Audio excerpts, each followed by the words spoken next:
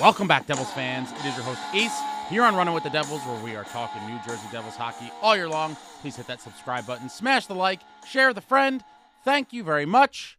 And the New Jersey Devils headed to Philadelphia, looking to build on that thrilling overtime victory they just got in Montreal the other night. And it wasn't our night. It was not their night. The New Jersey Devils fall to the Philadelphia Flyers by a score of 4-2 in an absolutely crushing, devastating loss. There's not too much to say about this one, guys. Not too much to say about this one.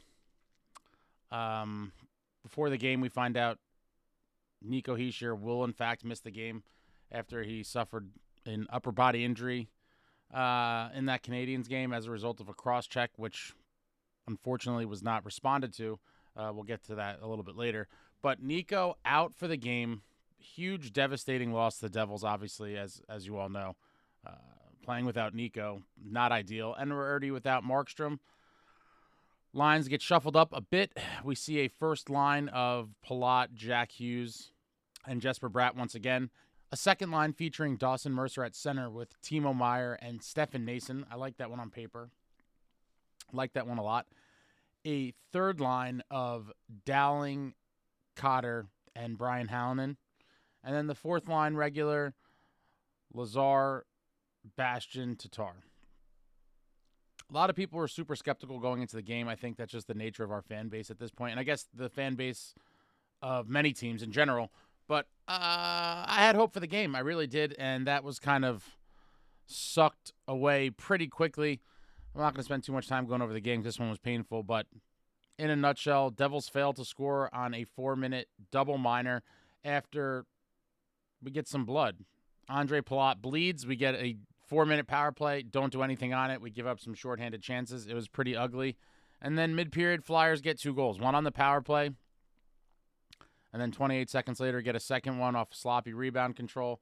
It was 2-0 at that point. That's how the first period ended, and it was absolutely tragic. A terrible first period for the Devils. 8 shots to the Devils, 9 for the Flyers. Flyers score 2 on their 9 shots. We head to the second down 2, desperately needing the next goal. And at 2:49, Flyers take the 3-0 lead, and that's a wrap, guys. When you're down 3-0 on the road, especially against a team like Philly, desperate for points, it's such a uphill battle to come back from that. And it was too much for the Devils. But later on in the period, we got the first signs of life. Dougie Hamilton gets a fluke goal at 18:47. He takes a shot. It pops up in the air, and the defenseman ends up batting it in the net when he's trying to knock it out of the air. He knocks it right in. Dougie gets a fluke one. Devils down 3-1 after 2. And couldn't get anything really going in the third for the most part. Not too much. Some pedestrian shots. A couple decent ones, but in the end, too little too late. With the goalie pulled at 18:38, Timo blasts one from the right side. Right outside the circle, actually. I mean, he was pretty far out. What a shot from Timo Meier on the right side. Who would have thought Timo Meier on the right side? This technically wasn't a power play, but it was with the extra attacker with the goalie pulled, so it's essentially a man advantage. And he just unwinds one. And what a shot by Timo Meier. Timo on the right on the power play. I don't know what the holdup is to see this regularly.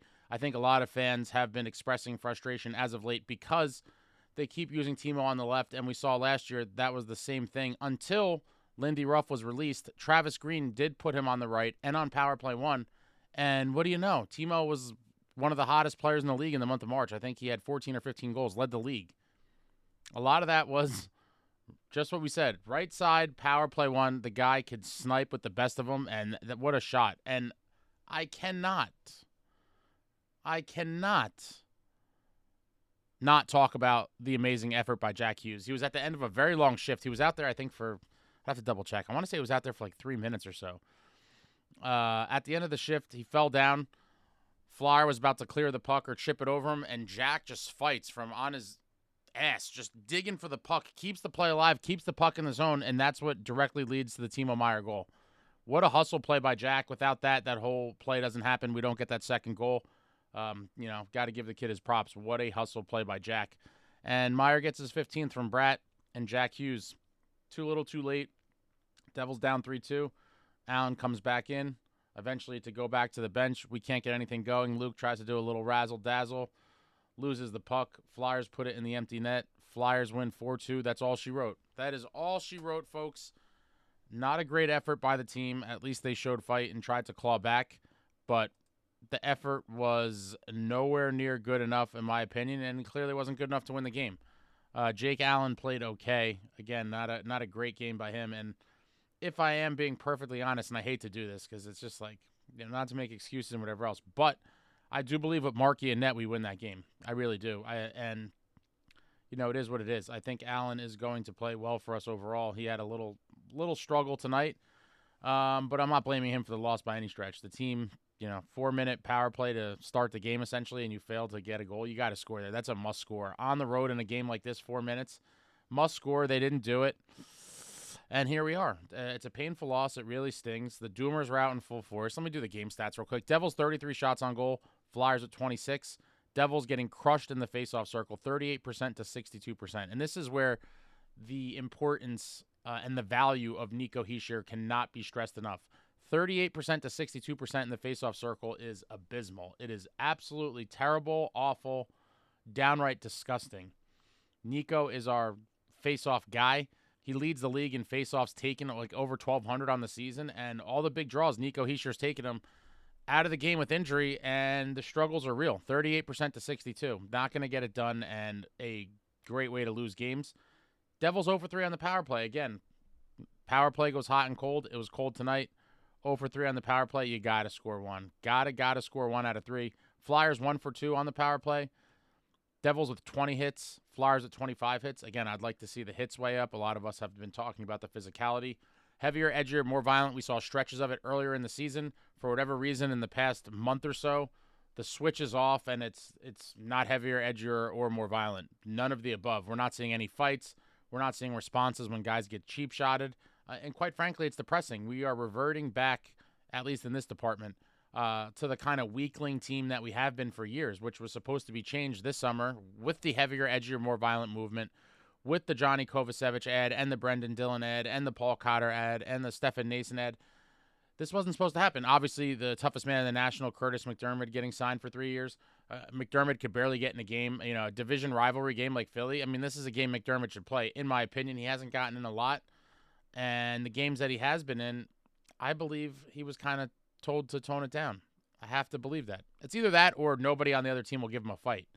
Guys aren't exactly ecstatic and lining up to fight Curtis McDermott. I mean, only a fool would be like, oh, yeah, let's fight Curtis McDermott tonight because that's a good idea.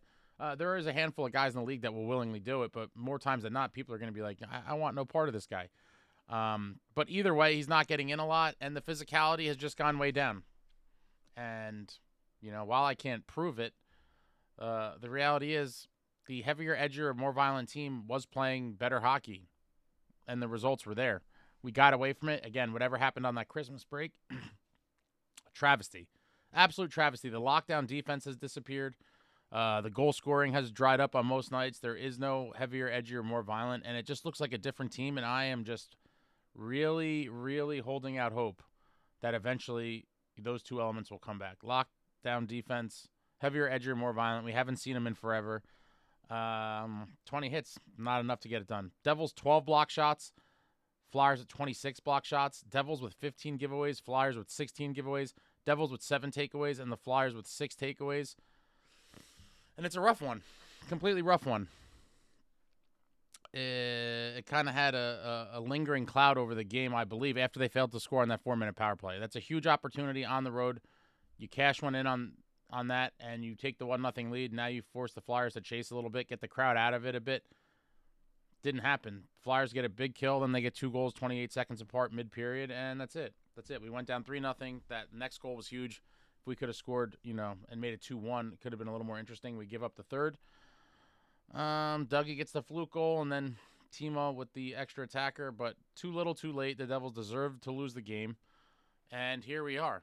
It's pretty depressing. Obviously, Jacob Markstrom, again, not to make excuses, but a massive loss. And for all the people like, oh, this is nonsense, it shouldn't matter.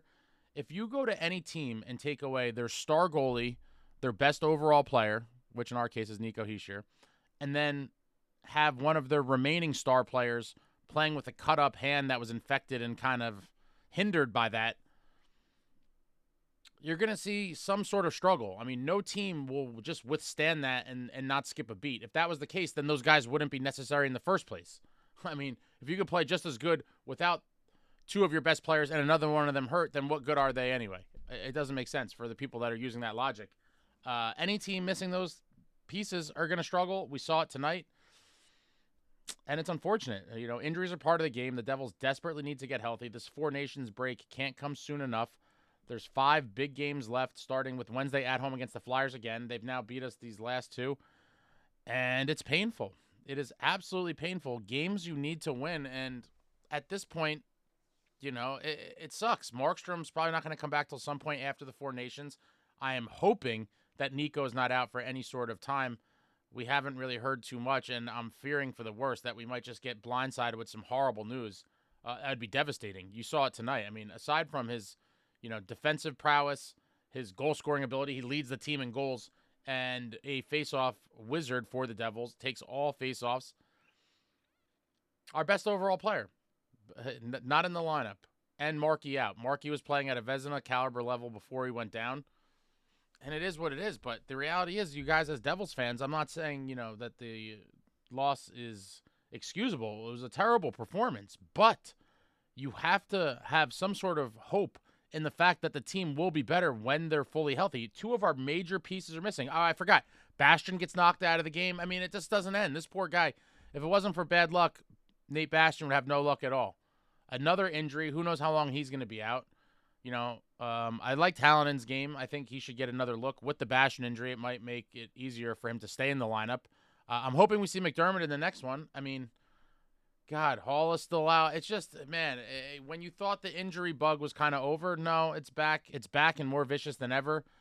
And hopefully we can overcome it. It's just quite a storm to weather. A lot of people are calling for a massive trade to be made. And I'm not calling for a massive trade to be made, but I do think there has to be a trade of some kind. I will be the first to say, you guys know I am a win-now guy. Not making the playoffs would be completely inexcusable. And I do believe this team will make the playoffs. I do believe they eventually get their shit together, they right the ship, string together some wins, and get into the playoffs. I do fully believe that. But the playoffs are far from a guarantee. For anyone who thinks it's like a guarantee for the Devils to make the playoffs, I'm here to tell you that's not the case. And that's the realistic look at it. I mean, teams are stringing together wins, stacking up points, and they're right on the Devils' heels. Devils 3rd in the Metro with 62 points. Through 52 games played, 28, 18, and 6. 62 points, a .596 points percentage. And the wild card teams are surging. The Lightning have 55 points through 48 games for a .573 points percentage. The Blue Jackets are right there. They have 55 points through 50 games. So this, this is going to get super, super tight.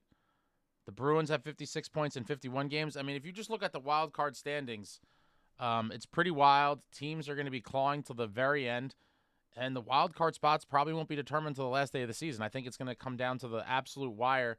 And the Devils do not have a secure playoff spot. Do not get it twisted. The reality is the playoffs are very much in jeopardy at the moment. Again, I do think they make the playoffs.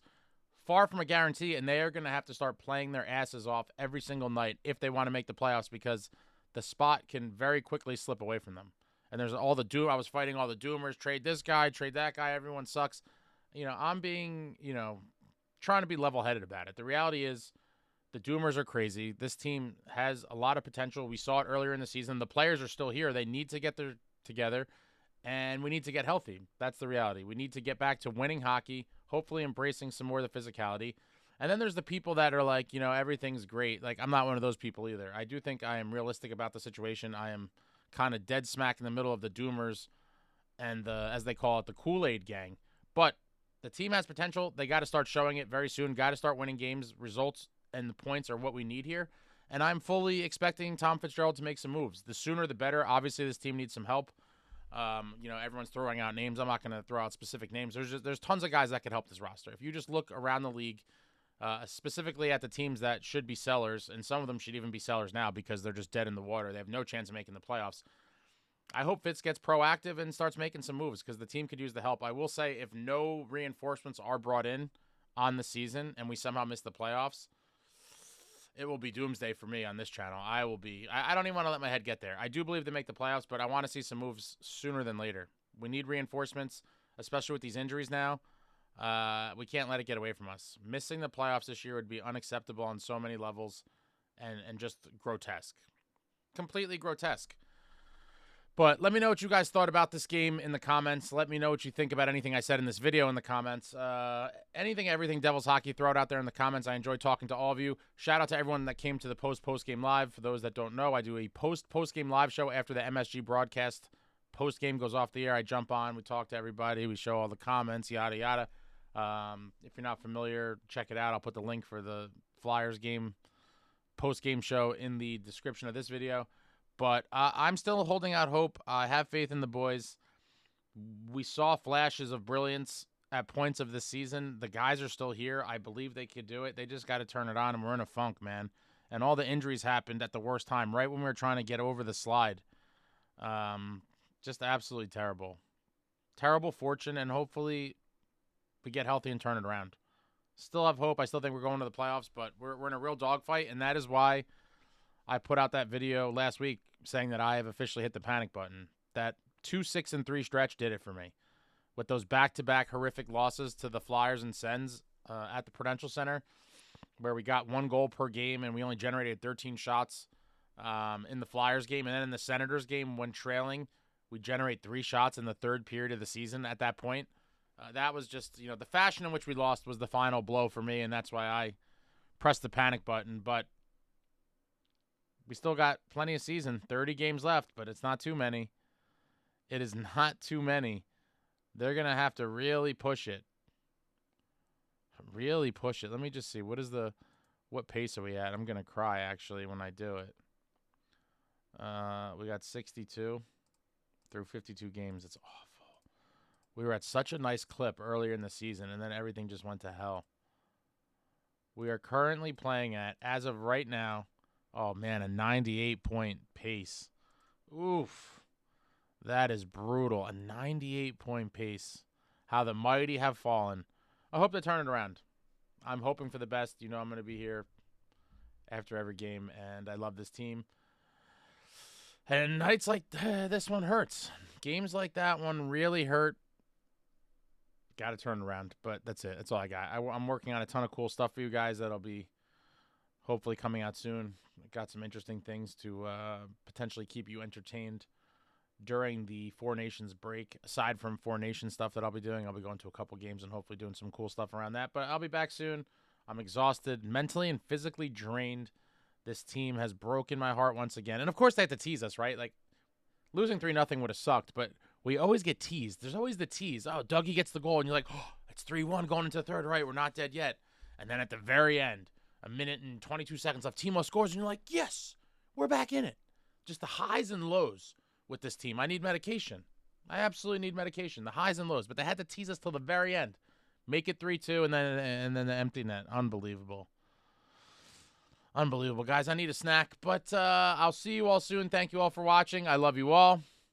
Like, comment, subscribe, and all that jazz. Until next time, friends, let's go Devils.